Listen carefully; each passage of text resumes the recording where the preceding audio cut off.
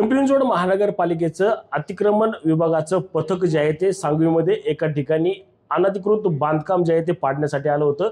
त्या ठिकाणी असलेल्या निलेश लाड आणि राजाराम लाड यांच्या घरावर जे आहे ते अतिक्रमण कारवाई होणार होती। मात्र ही अतिक्रमण कारवाई होण्यापूर्वीच निलेश लाड आणि राजाराम लाड यांनी आपल्या 4 ते 5 वयोगटातील मुलाला जे आहे ते वरून टाकण्याची धमकी देत अतिक्रमण पथकाला जे आहे ती शिवीगाळ केली।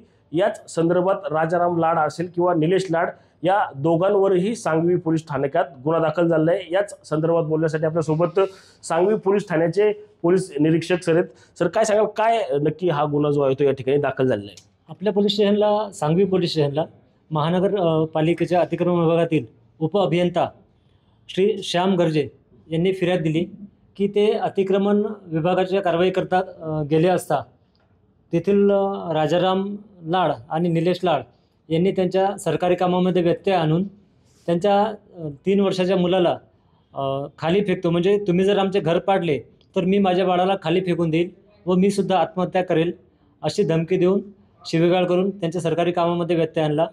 त्याबाबत आपल्या पोलीस स्टेशनला 300 BNS कलम 132, 352, 351 प्रमाणे गुन्हा दाखल आहे। हे आरोपी जे आहेत ते दोन्ही सध्या अटकेत आहेत का? अटक करण्याची प्रोसेस सुरू आहे? आपले सांगवी पोलीस स्टेशनकडे पथक त्यांच्या शोधण्याकडे गेले असता ते तेथे मिळून आलेले नाही, त्यांचा शोध सुरू आहे।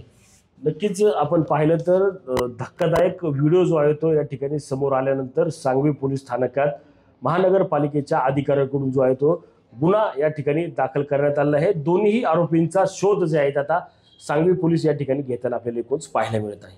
रणजित जाधव, TV9 मराठी, पिंपरी चिंचवड।